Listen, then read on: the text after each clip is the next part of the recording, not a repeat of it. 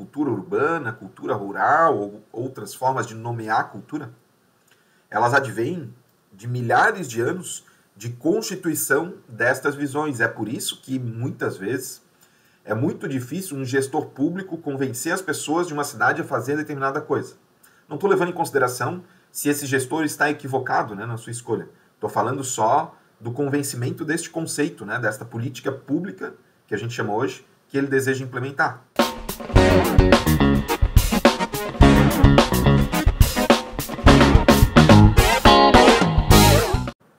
Fala pessoal, aqui é o professor Freitas. Nesse vídeo nós falaremos sobre o que é de verdade uma cidade. E é um tema muito interessante que eu há cerca de 20 anos estudo, não somente por quantidade de livros, né, que eu já li, mas também pela prática. Eu já exerci algumas funções públicas em cidades que me permitiram dar opinião de dentro, né, dessas instituições, como são as instituições públicas, mas também de influenciar por intermédio de projetos sociais, ou como pessoa, né, individual, né, como o famoso cidadão, algumas ações em algumas cidades. E, como qualquer estudo, e como qualquer aula, considerando que eu sou professor há cerca de 15 anos, mais ou menos, de temas relacionados às cidades, qualquer professor precisa utilizar obras para fundamentar, né, os seus estudos, né, de onde veio o conhecimento que ele aprendeu, que o professor, né, aprendeu, e que ele quer compartilhar com os seus alunos, com as pessoas que estão ouvindo, né, o que esse professor está dizendo. E dentre diversas obras, eu escolhi, para esta aula em específica, um livro muito interessante de um francês chamado Fustel de Coulanges. O nome deste livro, de uma das obras desse autor, é A Cidade Antiga. Ele tem várias outras obras, né? E é interessante nós sabermos quem é o autor para poder compreender os formatos dos seus estudos, né? Apesar do nome dele estar no livro como Fustel de Coulanges, o nome inteiro dele é Numa Denis Fustel de Coulanges, né? O francês. Ele nasceu em Paris em 1830 e frequentou a École Normale Supérieure e a École d'Athènes. São duas instituições escolares da França. Em 1860, ou seja, 30 anos, né? Ele começou como professor na Universidade de Estrasburgo, ministrando aulas de História.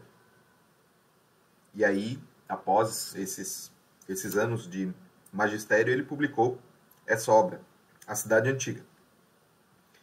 Ele tem outras obras também, como A História das Instituições Políticas da Antiga França, e outras obras, né, publicadas, atualizadas e republicadas daí, ao longo dos anos. Eu acho essa obra extremamente interessante porque ele pega no ponto da análise mais particular, mais privada da constituição das cidades. Vocês vão entender ao longo dessa aula que as cidades surgiram das famílias, ok? E ele trata e cita, obviamente, outros autores, outros documentos, para fundamentar esse estudo dele, tá? Essa obra, ela não é uma obra muito longa, ela tem um pouco mais de 330 páginas, eu gosto sempre de rabiscar, né, dobrar as páginas e tal, e eu destaquei alguns pontos dessa obra para a gente comentar ao longo dessa aula, e eu espero poder dar exemplos atuais, de acordo com as minhas experiências, em especial, de como a visão da evolução dessa criação da cidade impacta nas situações atuais, ok? E eu acho que os colegas, né, que vão assistir esse vídeo vão se surpreender com algumas dessas pesquisas que ele fez, tá? Tem alguns pontos aqui muito interessantes.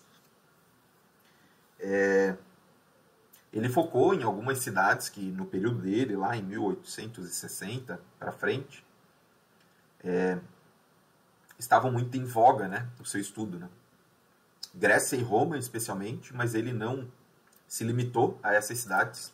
Ele também estudou algumas cidades da Ásia, e a gente tem que levar em consideração também que na metade de 1800 nós não tínhamos tanta facilidade de alcançar obras e documentos como nós temos hoje, né? Hoje, pelo próprio celular, a gente consegue encontrar muitas obras, né? A gente consegue ter a informação disponível com uma maior facilidade do que estes autores, né? Que eu geralmente trago para as aulas. Eu gosto de mesclar autores modernos e autores antigos exatamente para isso, para a gente poder mensurar essa dificuldade também da pesquisa.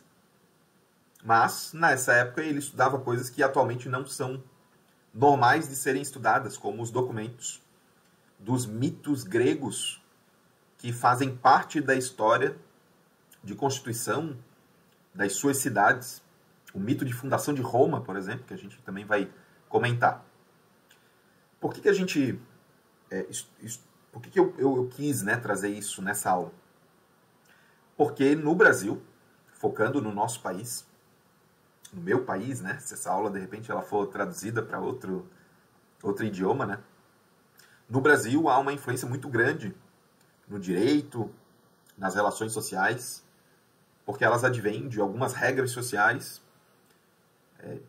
da expansão do Império Romano, por exemplo, e o Império Romano teve uma forte influência da Grécia, por isso que eu acho extremamente importante. O primeiro ponto que eu quero destacar, que é bem no começo do livro, é na página, dessa edição pelo menos que eu tenho, né, que é na página 17, ele fala o seguinte, no capítulo 1, né, do livro primeiro. O capítulo 1 tem o seguinte nome: Crenças sobre a alma e sobre a morte. Olha que interessante. Ele não é um livro religioso, ele não é um livro para falar sobre espiritualidade, mas essas duas questões influenciaram muito a relação entre as pessoas, e vocês vão ver, assim como eu vi depois que eu li algumas obras do Fustello e também de outros autores que tratam desse tema, a religião, ela ajudou na fundação de cidades. Obviamente que a gente não está falando de uma religião em específico, vocês vão perceber que esse período que a gente vai tratar é de antes de Cristo, por exemplo, e que a religião aqui que eles tratam é uma religião que eles chamam de religião privada, ok? Um pouquinho mais para frente a gente vai entender. E é por esse motivo que ele inicia o livro com esse capítulo. E olha só que interessante. Eu vou ler alguns trechos enquanto a gente vai fazendo alguns comentários, tá? Até os últimos tempos da história de Grécia e Roma, né, constatamos que persiste, para o homem do povo, um conjunto de pensamentos e usos que datavam certamente de uma época muito remota, muito antiga, pelos quais podemos reconhecer quais pontos, né, de vista alimentavam o homem a respeito da sua própria natureza, da sua alma e do mistério da morte. Então ele está dizendo que os grupos humanos, eles eram influenciados por conta dessa história e por conta desta ignorância, não ignorância no sentido mal educado, né, mas ignorância no sentido de não saber o que era a sua alma, o que era a natureza, o que era a morte especificamente. E isto influenciou muito as relações entre as pessoas de uma mesma família, as pessoas de uma família com outras famílias, etc.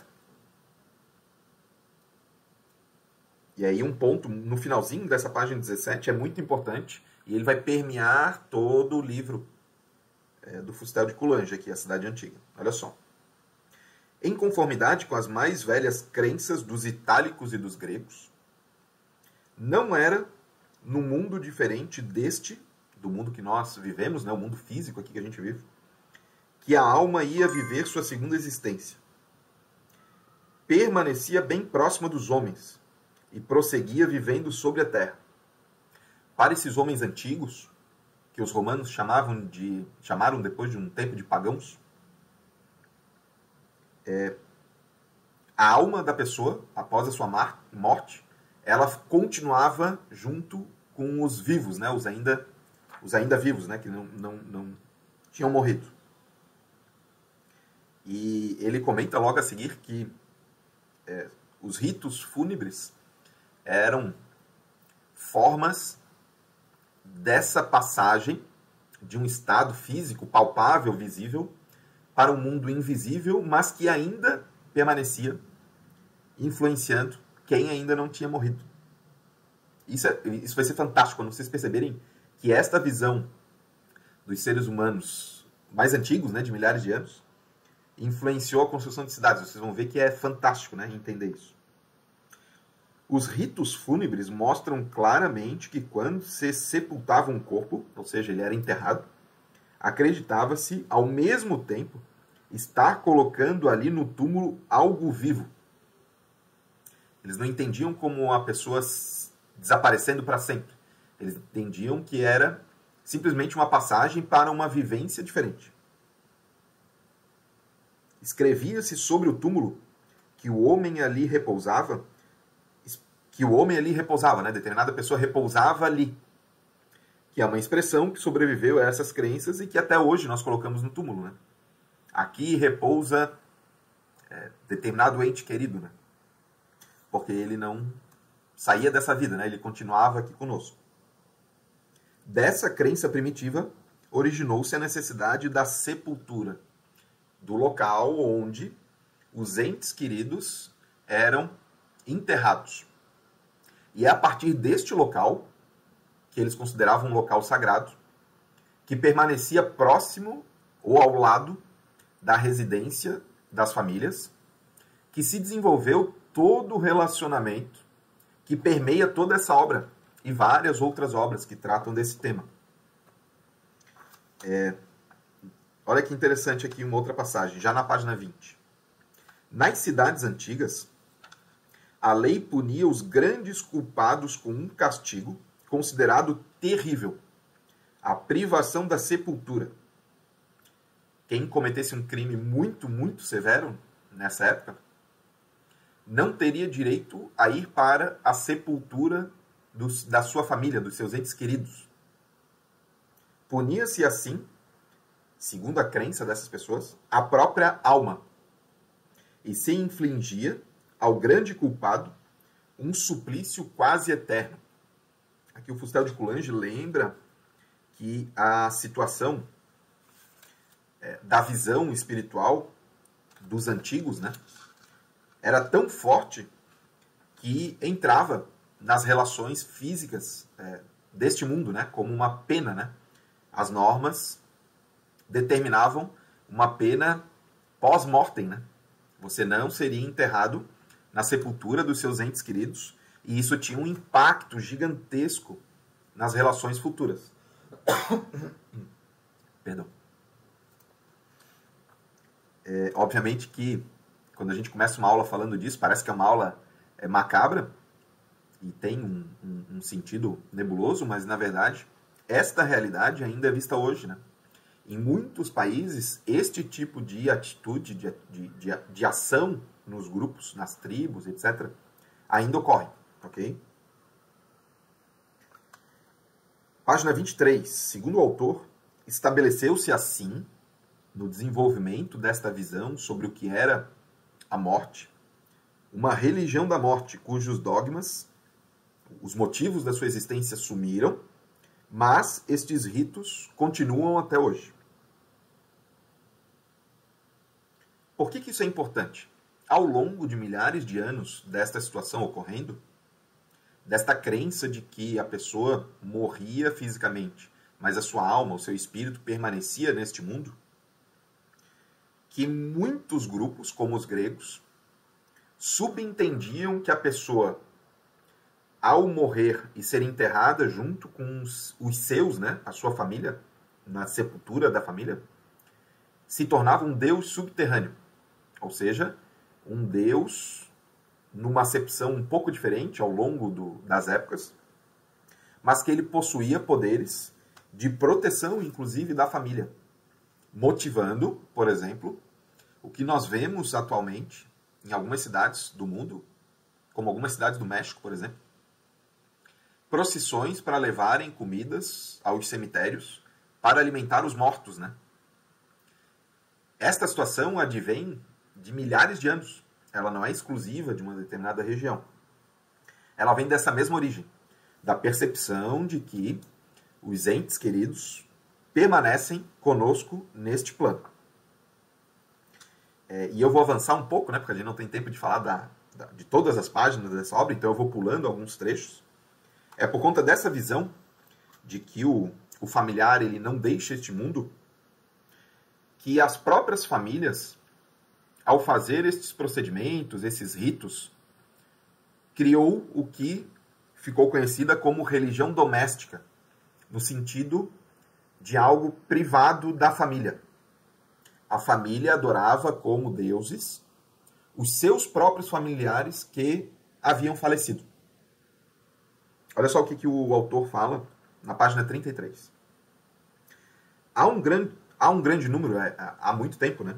Há um grande número de séculos, o gênero humano não admite mais uma doutrina religiosa a não ser sob duas condições. Hoje, né? Ele está falando de hoje, né? Há muito tempo, só se entende que uma religião ela é embasada em duas situações. Uma, um Deus único. A outra situação é que se dirija a todos os homens e a todos seja acessível, sem excluir sistematicamente qualquer classe ou raça. Ou seja, se hoje eu sou cristão e amanhã eu quero ser budista, eu tenho essa liberdade atualmente. O que não era visto neste período deste grupo de seres humanos. Por quê? Ele explica logo a seguir. A religião, nos primórdios da espécie humana, não preenchia nenhuma dessas duas condições, ou seja, não era um Deus único e não era para qualquer pessoa. Existiam muitas limitações. Não só não oferecia para a veneração dos homens um Deus único, porque como eram vários familiares que morriam, ao longo das décadas existiam muitos deuses numa mesma família, os chamados deuses subterrâneos, que a gente acabou de ver, como os seus deuses não aceitavam veneração de todos os homens. Não se apresentavam como sendo os deuses do gênero humano. Eram deuses exclusivamente daquela família. Ok? É por isso que, quando a gente vai estudar a história grega, existem muitos deuses. Eles advêm desta situação porque cada família tinha muitos deuses. Mas, geralmente, nós conhecemos os deuses das cidades, né? A gente vai ver isso um pouco mais para frente. Que são os deuses públicos, né? Da religião pública, a religião da cidade. Aqui a gente ainda está tratando da visão das famílias, dos deuses da própria família. Nessa religião primitiva, cada deus só podia ser adorado por uma família. A religião era puramente doméstica. E, claro, é preciso esclarecer este ponto importante, sem o que não se compreenderá a relação estreitíssima estabelecida entre velhas crenças e a constituição da família grega e romana. Para qualquer pessoa que queira estudar Grécia e Roma, obrigatoriamente precisa entender isso, ok? Senão qualquer relação, as próprias leis eram influenciadas por isso, tá? Por conta da existência desta proximidade com os deuses de cada família. E percebam, é muito complicado, né? Como é que as famílias iam se juntar se elas não adoravam os mesmos deuses? Antigamente, essa situação era levada muito mais a sério do que atualmente. Nos tempos muito antigos, o túmulo era mesmo na propriedade da família, no meio da habitação. Geralmente ele ficava no centro da habitação e as pessoas construíam suas casas ao redor. Não era distante da porta, por quê? Segundo o que o autor diz, a fim de que os filhos, ao entrar ou sair da sua morada, reencontrassem todas as vezes os seus pais, e toda vez lhes dirigissem uma invocação. Hoje a gente fala muito da bênção, né? A bênção pai da mãe e tal. Isso é muito antigo, né? É por conta dessas situações.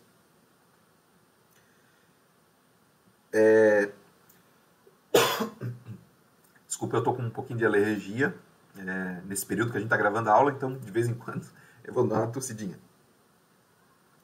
É extremamente importante a gente entender desde já, e eu vou explicar melhor um pouco mais pra frente, que cada família tinha o que eles chamavam de fogo doméstico. Era fogo mesmo, em um espaço, um recipiente muito específico, de culto, de penitência, de constante rememorar os seus familiares. E este fogo não podia apagar, porque na crença deles, se este fogo apagasse, perdia-se a ligação com estes deuses. E olhem que interessante, porque quando um grupo, uma família, sofria um ataque, uma das primeiras coisas que era negociada era a não destruição deste fogo doméstico. As pessoas, elas desejavam proteger mais a sepultura e o fogo doméstico, para que ele não apagasse, do que proteger sua própria propriedade. Tanto é que existem alguns rituais até de traslado disso, né? De levar de um local para outro. Né? Este culto não era público, né? Não podia vir uma pessoa de fora, de uma outra família, e chegar perto desse fogo, né? Doméstico. Cada família tinha uma independência nessa adoração, porque eram ex-familiares, ou melhor, familiares, mas falecidos, que tinham a sua alma, na visão deles, vagando ainda pelo mundo dos vivos, vamos chamar assim. E isso influenciou muito as cidades ao longo dos anos e a sua própria evolução. Esse livro é fantástico, ao longo do caminho a gente vai perceber. Um ponto importante era quando dois jovens, né, resolviam casar. Pelas regras desse período, a mulher viria para a casa do homem, né, que eles tinham escolhido casar, e ela deixava, olha que coisa importante, que forte que era. Ela escolhia, pelo amor a este homem, não cultuar mais os deuses da sua família originária e passar a cultuar os deuses do marido. Ou seja, ela trocava de religião. Hoje isso acontece de maneira muito mais rápida, sem tanto impacto. Mas naquela época era uma ligação, ao mesmo tempo, era uma separação muito forte e uma ligação muito forte que ao longo de muitos e muitos anos vai fazer com que haja a aproximação das famílias e a constituição das cidades. É exatamente por conta dessa situação dos casamentos que vai haver a constituição das cidades. Como as pessoas consideravam que o local onde os seus entes queridos estavam sepultados era sagrado, considerando esta terra propriedade da sua família durante gerações, a princípio eternamente, né? Eles não se mudariam dali por conta justamente desse cuidado dos entes mortos, é esta a fundamentação do direito de propriedade. O direito de propriedade, nessas cidades gregas, romanas e muitas da Ásia, que faz parte do estudo, né, do Fustel de Coulanges, o direito de propriedade surge da própria religião, porque eles não podiam se locomover, porque os entes estavam enterrados neste local. E aí ele fundamenta o seguinte aqui: há três coisas que desde o período mais antigo percebemos que estão fundamentadas e solidamente estabelecidas nessas sociedades gregas e itálicas: a religião doméstica, a família e o direito à propriedade, que são três coisas que tiveram entre si, originariamente, uma visível relação e que parecem ter sido inseparáveis. A ideia de domicílio nasce naturalmente. Só que, antigamente, quando a gente fala de natureza, do natural, não é o mesmo de hoje. Natural era o normal entre os seres humanos, ok? Hoje, o natural tem a ver com a natureza, tá? Houve uma alteração do conceito. E ele também comenta que é por conta desse fogo doméstico, né, que houve a edificação de casas. E à medida que as famílias cresciam e as propriedades iam chegando umas próximas às outras, começou a se ter alguns conflitos, né? Porque uma casa não podia se juntar a outra, porque senão maculava o fogo doméstico, né? Tinha que haver uma separação entre uma casa e outra. Hoje a gente vê nas cidades as políticas de postura, onde as casas não podem ficar conectadas umas às outras, e a gente sempre fala que é por conta de privacidade, muitas vezes. Esta visão de privacidade, que é para não ser incomodado, na verdade, ela tem a ver com a privacidade dos deuses domésticos, né, de cada família. Mas a gente perdeu isso ao longo dos milhares de anos, né? Percebe-se perfeitamente, isso ele fala aqui na página 58, qual o pensamento que inspirou esse sistema de construção das casas, né? As paredes são levantadas em torno do fogo doméstico para o isolar e proteger. E podemos assim dizer que, por exemplo, os gregos, que a religião ensinou como construir as casas. E isso é o início da propriedade privada. Propriedade pertencente a uma família. Então, esse livro do Fustel, ele não trata somente da cidade em si, trata da origem de muitos direitos, muitas questões que hoje são discutidas nas cidades, né? E quando a gente fala de algo atual, como tecnologias de mapeamento, de plano diretor, eu inclusive vou fazer uma aula sobre plano diretor inteligente, e a gente faz uma análise do motivo pelo qual determinadas cidades se constituíram de determinada forma. Se nós não tivermos o conhecimento e o respeito sobre essa história que gerou o motivo pelo qual as pessoas se organizavam dessa forma, a gente nunca vai conseguir acertar o melhor jeito de consertar determinadas situações, como o problema de mobilidade urbana, por exemplo. É uma necessidade primordial que todos os gestores públicos, que todas as pessoas que trabalhem em empresas de tecnologia, de inovação, uma ONG, né, gestores de uma ONG, entendam essas particularidades, porque as pessoas, elas podem até não ter esse conhecimento sobre o motivo pelo qual elas querem as coisas de determinado jeito. Porém, isso está muito mais aprofundado no nosso ser, em quem nós somos, do que parece. Nós, às vezes, escolhemos alguma coisa, a gente diz que é por instinto, mas, na verdade, tem uma ligação muito profunda com essas situações, né? E aí ele comenta uma outra situação muito interessante. Aí pense, todas as famílias se gerenciavam autonomamente. Elas atuavam de maneira subsistência, por subsistência. Por a alimentação, eles produziam, roupa também, proteção também, etc.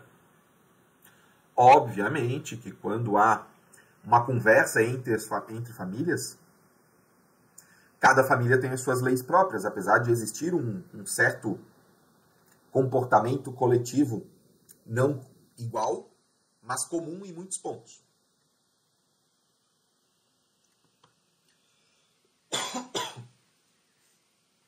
Então, por isso que o Fustel, em uma parte aqui do livro, na página 75, fala o seguinte, que a família não recebeu as suas leis da cidade, porque a família pré-existe, né, a cidade, ela surgiu antes da cidade. O direito privado existia antes da cidade. Quando a cidade, né, a cidade, o corpo, né, da urbe, a cidade com seus representantes constituídos começou a escrever as suas leis, muito já existia. Para quem é da área de direito, sabe que existe uma diferença muito grande entre o direito inglês e o brasileiro, por exemplo. Porque respeita-se muito mais o direito da localidade do que o direito federal, o direito nacional, né? É exatamente por isso, tá?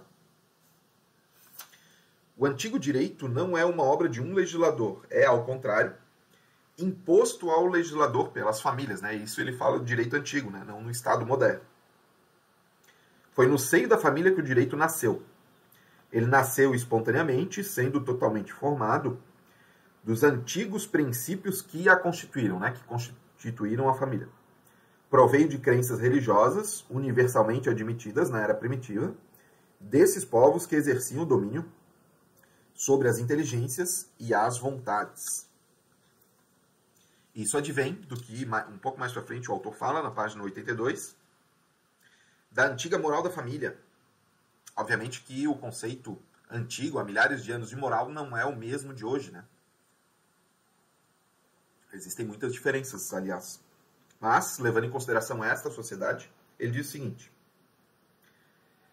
a história não estuda somente os fatos materiais e as instituições. Seu verdadeiro objeto de estudo é a alma humana.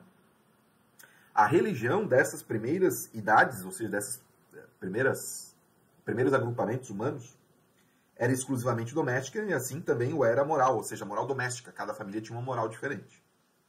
Não é hoje que nós temos uma moral coletiva mais abrangente, né?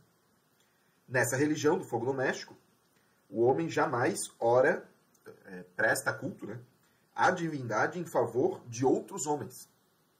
Apenas a invoca para si e aos seus. Ou seja, neste período, e hoje nós temos muitos locais no planeta, né, que também são assim, eu rezava pela minha família só, ponto. Algumas religiões mais modernas, vamos dizer, porque aqui é um período de 10 mil anos, por exemplo, 5 mil anos, algumas religiões mais modernas, como o cristianismo, têm preceitos diferentes. Porque no cristianismo as pessoas rezam pelas outras mesmo que não sejam da sua própria religião. O budismo também tem essa faculdade, né? É uma religião um pouco mais abrangente, né? Não era tão específica quanto essa. Específica no sentido de orar só para as pessoas daquela família, né? E aí, com esses conhecimentos iniciais, a gente chega no estudo da tribo, né? O estudo das antigas regras do direito privado nos fez ver antes, né? Além dos tempos que denominamos históricos, um período constituído por séculos durante os quais a família foi a única forma de sociedade. A religião doméstica proibia que as famílias se misturassem e se fundissem. Todavia, aqui a gente começa a virar a chave. Era possível que diversas famílias, sem nada sacrificar de sua religião particular, ou seja, não se deixava a religião doméstica de lado, se unissem ao menos para a celebração de um outro culto que lhes fosse comum. Um certo número de famílias formou um grupo que na língua grega se chamava fratria e na língua latina se chamava curia. Essa associação nova não se produziu sem uma certa expansão da ideia religiosa. Ou seja, digamos que cada punho meu aqui seja uma família. Esse punho aqui tem uma religião própria da sua família e este outro grupo tem a sua religião própria da sua família. Quando eles queriam se juntar, por algum motivo, de maneira permanente, eles criavam um outro culto, né? Que era o culto que juntava essas duas famílias. Eles não deixavam de cultuar os seus familiares, os seus deuses subterrâneos, mas criavam outra divindade que os unia. Geralmente, por conta de algum fato que ocorreu conjuntamente entre estas famílias. Numa batalha, eles viram algum animal, viram algum fenômeno natural, que eles diziam que era um deus, que eles até então não conheciam, e que juntaram essas famílias, ok? E aí o Fustel fala o seguinte: no próprio momento em que se uniram, as famílias conceberam uma divindade superior. Superior não no sentido hierárquico de que mandaria no seu fogo doméstico, mas superior no sentido de congregar as duas ou mais famílias, né? E isso é fantástico porque, pensem, até então, os grupos familiares viviam individualmente.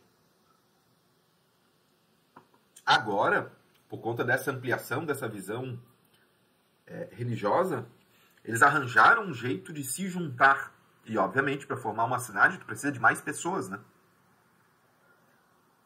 E aí, na página 109, o Fustel trata sobre a formação da cidade. Então, famílias com fogo doméstico, formação de tribos, 2 ou mais famílias que se juntavam com um culto que era comum a elas. E disto derivou a cidade. Olha só. A tribo, como a família e a frátria, era constituída com o objetivo de ser um corpo independente, independente das famílias, né? Então tinha 1, 2, 3, 4 famílias e tinha esse grupo que adorava um Deus comum, que era independente destas famílias, para não se confundir, né? Porque tinha um culto especial que não se confundia com os das famílias. Diversas tribos podiam associar-se entre si, levando em consideração essa técnica de entrada num outro grupo, sob a condição de que o culto de cada uma delas fosse respeitado. No dia em que esta aliança foi feita, nasceu a cidade. Assim, a sociedade humana não se desenvolveu à maneira de um círculo que se amplia pouco a pouco, conquistando espaço de um lugar a outro. É bem ao contrário disso. Algumas pessoas podem achar que as cidades foram simplesmente crescendo porque os seus membros foram se multiplicando, né?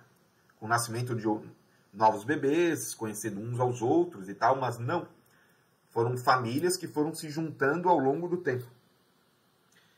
A sociedade humana não se desenvolveu à maneira de um círculo. Okay? Ao contrário, pequenos grupos que, já constituídos antecipadamente há muito tempo, agregaram-se uns aos outros, uma família com a outra. Família, frátria, tribo e cidade. Família, frátria, tribo e cidade. São, por conseguinte, sociedades exatamente análogas entre si e nascidas uma da outra através de uma série de federações. Eles chamam de federação a junção de grupos, né? A família é uma junção de indivíduos, né? Da mesma origem, né? Nascidos de uma mesma linhagem. Uma frátria, junção de 2 famílias. Uma tribo de mais. E por aí vai, né? Isso ele chama de federações. Fantástico, né? Nossa, eu acho isso fenomenal. E ele leva em consideração, na página 114, dessa minha edição, que existe uma diferença entre cidade e urbe.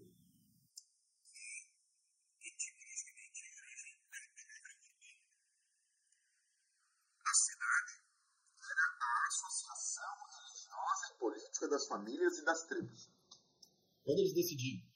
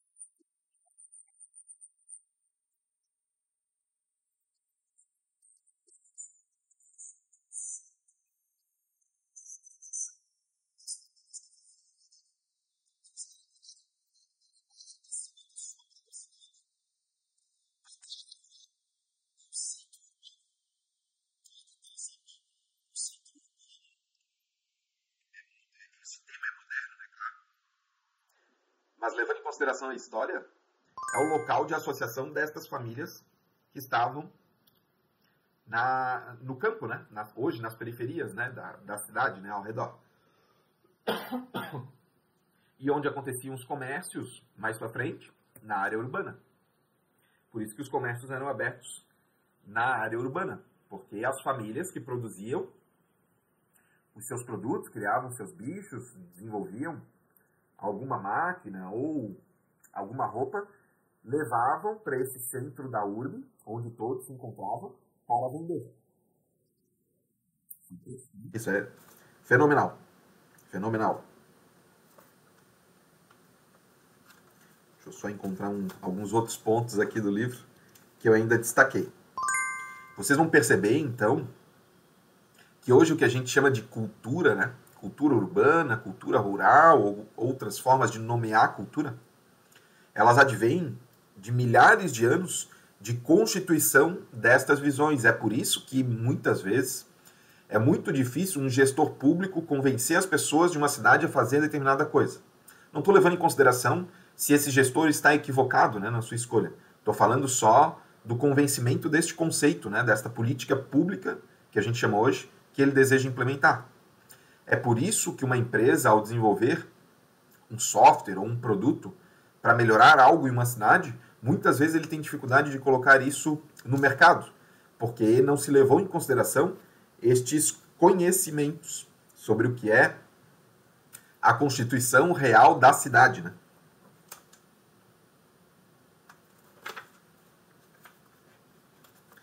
E aí vejam uma ponte importante muito discutida hoje, né?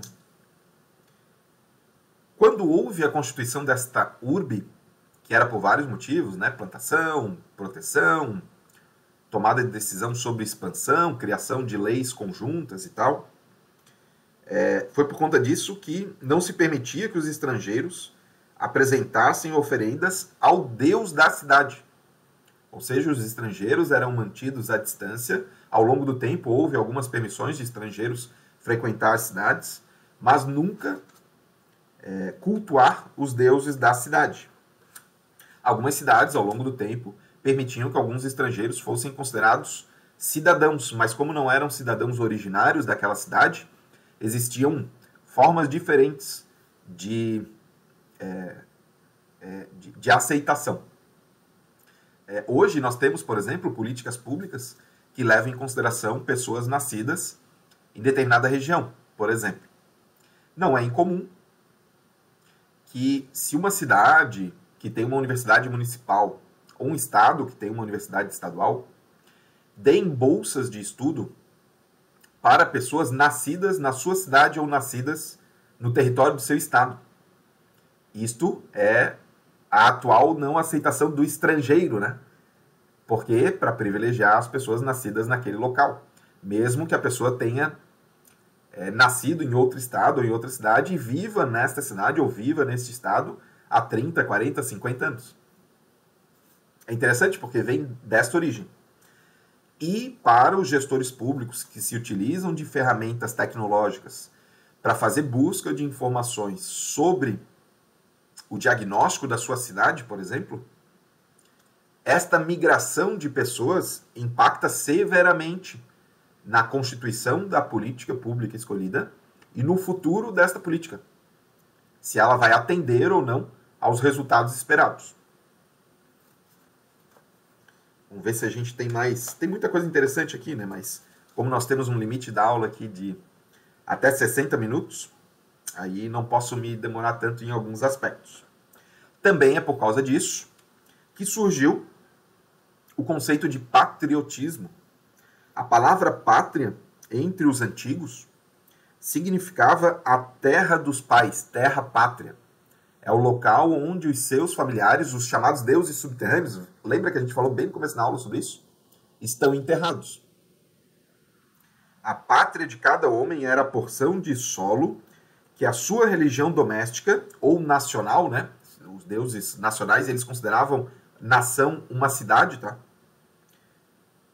Santificaram a terra onde estavam depositados os ossos dos seus ancestrais, que as almas destes ocupavam. E aí eu vejo muitas políticas públicas que levam em consideração a implementação de softwares de gestão de uma cidade não se adequarem àquela história de nascimento, né, daquela região. A maior parte dos erros da escolha de políticas públicas, de fazer uma cidade mais inteligente, mais humana, mais sustentável e etc., advém do não conhecimento, ou às vezes até existe o conhecimento, mas não se dá tanta importância quanto se deveria para a análise, o reconhecimento da sua importância e da utilização desta cultura, desta história, na construção e na colocação em prática, né, dessas políticas. Nesse vídeo, eu quis mostrar o que é de verdade uma cidade, e eu acho que vocês já perceberam que esse conhecimento permite que, quando a gente olhe para uma cidade, para o seu plano diretor, para os estudos de lançamento de IPTU, para a publicação de leis de proteção de patrimônio histórico-cultural de uma cidade, para a escolha da contratação de softwares para a gestão de uma cidade, para a aprovação de uma lei de proteção imaterial de um determinado evento, festa, adoração, né, de uma determinada enfim, situação, né, algum Deus específico, enfim, a gente só consegue ter a percepção da importância quando a gente conhece essa história. E os gestores públicos nem sempre estão preparados para buscar esse conhecimento e colocá-lo em prática. Muitas das cidades que eu já dei consultoria, e eu tive a felicidade de, por intermédio de parcerias com várias instituições, como Sebrae, ONU, CEPAL, CNM, FNP e etc., dar consultoria para centenas de cidades. No plano de implementação da Lei Geral da Micro e Pequena Empresa, plano de desenvolvimento local, desenvolvimento econômico e social, criação de rotas de turismo, rotas de comércio e por aí vai. A primeira coisa dentro do diagnóstico é antecipar qual é a cultura e a história do local, para que, quando seja realizada a primeira reunião com os interessados nessa política pública, nós sejamos assertivos. Obviamente que nós só seremos assertivos se utilizarmos conhecimentos como o deste livro, sabendo que de fato é a cidade. E eu vou te deixar, você que está me assistindo, né, nesse vídeo, vou te deixar com a seguinte indagação: será que você sabe mesmo o que é a sua cidade? Será que você tem noção da importância da história da sua sociedade que impacta no desenvolvimento e na execução de políticas públicas para fazer com que a sociedade seja mais humana, mais inteligente, que a tecnologia seja utilizada para o bem-estar das pessoas? Fica aí essa pergunta, essa reflexão, e eu espero que com as aulas que eu ministro, eu consiga te ajudar a resolver essa questão. Forte abraço aí e até a próxima aula. Tchau, tchau.